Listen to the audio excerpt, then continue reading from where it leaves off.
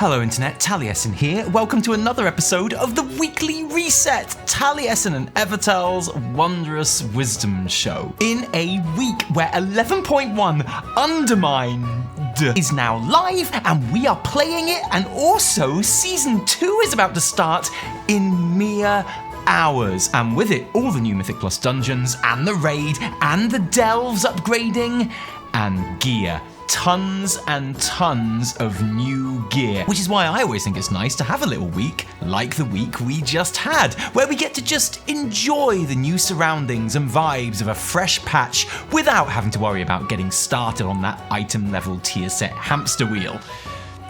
Okay, without having to worry too much about the hamster wheel. Nothing wrong with a hamster wheel, of course. Hamsters love them, so do I. But Undermined is definitely a patch that deserves a week of unpressured exploration, in my opinion, because, love them or hate them, the vibes are strong with 11.1. I personally think it's my favourite patch zone of all time at this point, and in this video, I will be saying many nice things about it. But the nice things aren't the point of this episode. Oh no, because today I want to talk to you about Blizzard's biggest mistake with the launch of Undermined. A mistake that I'm actually genuinely quite angry about. First though, quick apologies before we get started. Sorry for the lack of Evertel in this video and subsequent lack of the usual intro skit, because I can't do that without her either.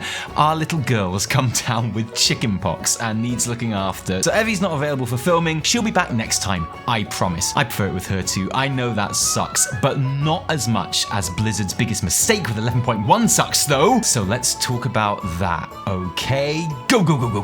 Okay, first up, their big mistake certainly wasn't the new Warband Camp Screens, which are awesome, especially if, you have actually unlocked any of them, like Feywild Spring, because you've just basically been playing the game, and so you've done all the side quests and found all the lore items and maxed all of your Season 1 Renown and unlocked all of your flight points. That was an easy one. I bet you had this beautiful background pop for you the second you logged in on day one, right? And even if you didn't, I bet I did, right? Since I'm like a professional WoW player who plays WoW all the time and talks about WoW all the time. Yeah, so the thing is, it turns out I've still got some itty-bitty unimportant Renown to max before I can send my team to chill in Feywild Village, which is a shame. Why does everything have to be locked behind something else? Why can't we just have nice things without the grind? Blizzard is so obsessed with playtime metrics that they suck the fun out of something as simple and frankly extremely easy to implement as a login screen somehow. Yeah, a shame. Although, I've got to say, I like the collectible nature of the new Warband Camp Screens, which is exactly why I spent a fair amount of time this opening week completing the Going Goblin mode Undermine mini-meta achievement that unlocks the Galagio background, which means I had to find clickable rats, thank you target macro, and treasures and kill rares, and it was a good time because I love that sort of stuff. And now the Grand Gallery is happily occupied by my main in-game characters, the A team, which they are now officially called in-game, since we can now have multiple camps which we can name, and the naming totally allows any words you like, since no one else in the world can ever see it unless you talk about it in a YouTube video. So if you want to call your camp the A team, well, you can't, because that's my name for my A-team, but you can call it something else with swearing if you like. Go wild, you edgy boy. So obviously the camps weren't a mistake, they rock, which begs the question, what is the big mistake that I'm talking about? Ooh, is it the cinematic that played when you first log in? Well, maybe. Gallywix has got to go. Who's with me? If we're talking about bugs, certainly this big intro for the new patch did not play for a lot of people at all on day one. It did play for me, but with my character's action bars on top of it, which is kind of weird. And that might not be a massive deal since there's a very obvious NPC that can replay it for you whenever you like, but it's not ideal, obviously, is it? Maybe the mistake is the cinematic itself, though. Although, probably not. Obviously, it's an absolute massive dub for Blizz, this, because it's a WoW pre-rendered cinematic, and a particularly good one at that, reintroducing the patch antagonist Gallywix. So, What is it you want? And the Goblin Cartel leaders who we will be working with. And Nikki the Fixer, who on the basis of her few seconds of screen time here is literally my new favourite character in basically anything. She's awesome. Nikki? I would die for her. And this whole scene is a recreation of what is sometimes known as the thrown from a Zeppelin trope. That's where there's like a meeting between the head bad guy and his subordinates or business people. One objects or doesn't want anything to do with the evil plan, and so the big baddie kills them in front of everyone as an example. It's named after a scene in the James Bond movie View to a Kill where, the baddies, they throw a dissenting business associate out of their Zeppelin. But you can see variations of this trope in just about every movie and TV show ever made. The first Burton Batman movie, The Dark Knight, Batman Beyond, it's big in Batman this, Kill Bill, The Punisher, Tomb Raider. I can think of at least 3 episodes of Supernatural that do it. Austin Powers, which itself is making fun of the trope because it's so famous. Even A Bug's Life has this scene in it, and so it's fitting in a patch that draws so much inspiration from mob and gangster media to begin this way. It's perfect, unless your favourite character in WoW is Laszlo Overbite. If this character, who is introduced in this cinematic, is your favourite WoW character, like if you fell in love with him in the first half of this cinematic and started a fan page or dedicated a YouTube channel to him, this probably is not going to be your favourite WoW cinematic, to be fair. Because he is our dissenting voice in the Thrown from a Zeppelin scene. I guess they called him Overbite because he bit off more than he could chew. That's not actually a joke, that's probably literally why they called him that. Writers are very weird people generally. I love how, even before it all kicks off, you see how scared of Trump, Gallywix, the other cartel members are, and then more so once Overbite meets his nasty end at the hands of one of the new black blood-empowered weapons that Galley is making. And you remember when I said before, like weeks ago now, I said it a lot, that I didn't think we'd see Xal'atath at all in patch 11.1, that they'd probably save her until 11.2 and focus on green stuff this time out. Yeah, I was proven completely wrong within seconds of this patch going live, because actually, she is right here. Xal'atath, nice to see you. What brings you here? It has been some time. Is everything proceeding as planned? We learn that she has enlisted him to fix the Dark Heart using black blood and his knowledge of Kazumite, and that this is not done yet. And this is, in my opinion, legitimately the best singular setup for a patch we've had in years, I think. This cinematic is A++ for me, not the problem with this patch. Don't you worry. I won't. So maybe the mistake was the zone itself. When players logged in on Tuesday in NA, there were loads of reports of the new D.R.I.V.E system being basically unusable due to extreme amounts of lag in the zone, which is not great when you're trying to get to grips with a new travel system, which might be challenging for some from the offset. There's a ton of lag in the zone, the driving is buggy/annoying, which obviously that's going to suck for sure. Lots of people reported lag. It was definitely an issue. I have to say that I haven't gotten any on live at all since the launch, but I absolutely believe those lag reports. I could just be very lucky, or it could be the special Blizz chosen streamer server that I play on, where everything works all the time and we get all the best loot. But even without the lag, what are players' reactions to D.R.I.V.E? Is that Blizzard's big mistake? The D.R.I.V.E system feels awful to me, so when will Season 3 hit? First impressions of the new D.R.I.V.E system is awful. Korthia levels if I'm stuck here for the next several months. I hate D.R.I.V.E. I did it for the required How It Works quests and will never use it again. Ever. Brown mounts only. To hell with this garbage new system. Where I live, motion sickness pills are only available in a suppository without a doctor's prescription. Are you suggesting that I should shove something up my ass every 4 to 6 hours to be able to enjoy World of Warcraft? What, you mean, like, you don't already? Seriously, how do you even enjoy this game? Now look, I'm not suggesting that any and all criticism of the D.R.I.V.E system is people complaining when they first tried it and found it hard. There are motion sickness issues with it, like with dragon riding. I get that, but I think at least some of the initial complaints about D.R.I.V.E were initial reactions based on something unfamiliar.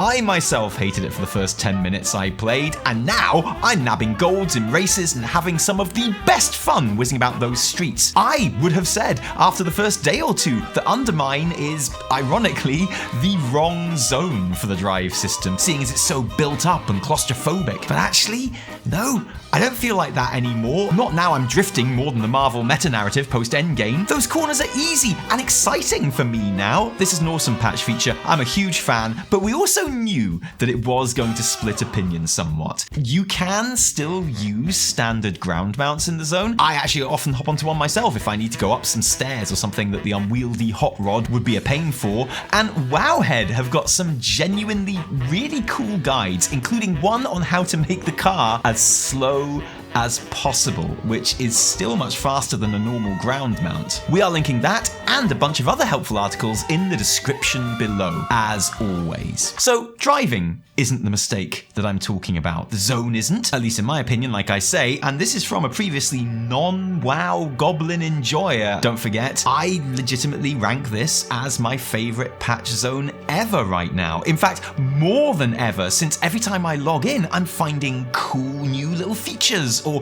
do another absolutely delightful side quest. Have you done the one where you have to turn into a rat so that you can talk to Alice, who has accidentally turned into a rat, and then you use your rat skills to hunt down a cure, which takes you all the way to the Kaja coast for a certain type of berry, and then when you get back with the berries, Alice decides to stay a rat because she's actually really good at cooking now and is making a mint as a street food chef? That's a very cool and funny quest, and this zone is full of fun stuff. I think this is one of the most imaginative and joyously realized zones in WoW. That's why I like it so much. So no, that's not the mistake. Oh wait, could it be something that isn't really the patch at all? Is Blizzard's big mistake that they undermined the new content with not one, but multiple new store items? Is that the mistake?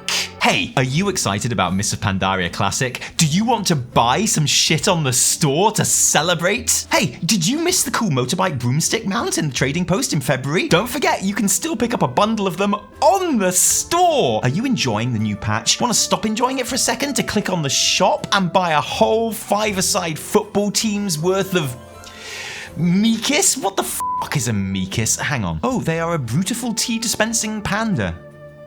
Huh. I'm not even going to waste time showing you comments about these guys because you already know what all the comments are. And yes, it is starting to feel like there is maybe a bit too much coming to the shop a bit too often right now. That's my personal opinion, but that's a judgment on Blizzard and not anyone who buys stuff on the store. You buy whatever you like in the video game that you like. I'm not your mum. No, what I dislike especially about this £65 bundle of 5 Meeksy is that they are supposed to be themed around the different continents of Azeroth, and because I can't really read very well, in my head I imagined that the tea set on the back of each mount would be specifically representing each continent. Like maybe one would have lots of ice around it for Northrend, a dragon style tea set for the Dragon Isles, that kind of thing. That sounded pretty cool to me. I was genuinely considering dropping some in-game gold on a few WoW tokens to buy them when I thought that was the case, but no, it's the same tea set on each mount. These mounts are all the exact same model, they are just recolors of each other.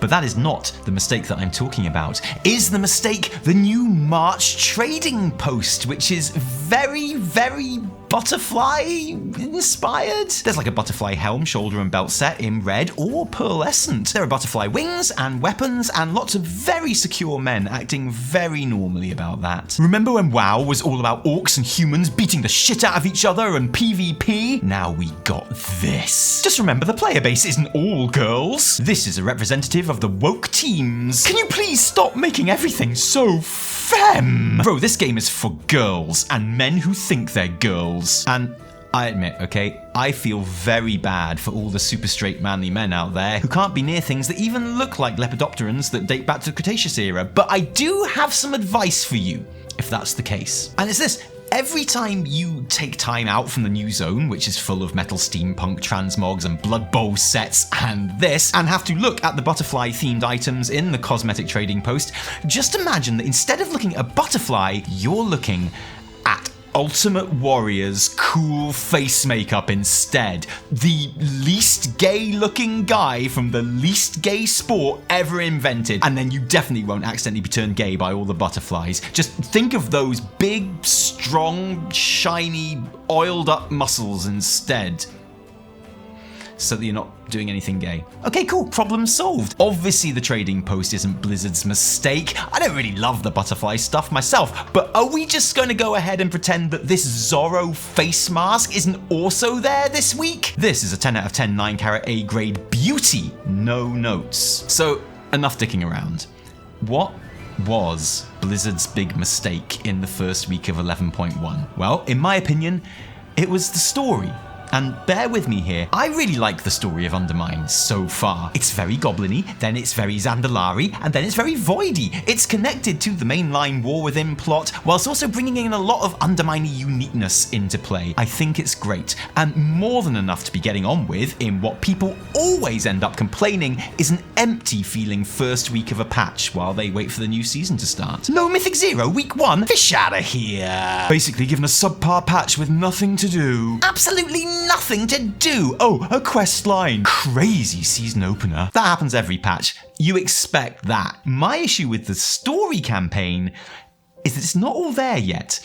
When I played through these quests on the PTR and I got to the point where last week leaves off with Rensic trying to convince Skazlo to step up and take on Gallywix for the good of the city, it felt like the end of the quest line, and I was like, that was good. But then on the PTR, this week's upcoming chapter was also included in that initial run. And when we went straight into it, I was very surprised that actually it wasn't the end of the story, and that felt awesome. Especially because the next bit of the story, I can confirm because I've played it, is awesome, or at least it was when it followed on directly from the first 4 chapters. The way it was presented last week without that 5th part is good, but it could have been brilliant without that Timegating, in my opinion. And I get why Blizzard do that. If I had been in the meeting in Blizz HQ when it was decided, I might even have agreed it was a good idea, but I would have been wrong, because in practice, with hindsight, and I know everything's easy, in hindsight, it was a mistake. As if we haven't got enough going on this coming week. We don't need the story artificially stretched out to its detriment, I think, into the second week. We don't need this weird bar above Rensic's head while they have the world's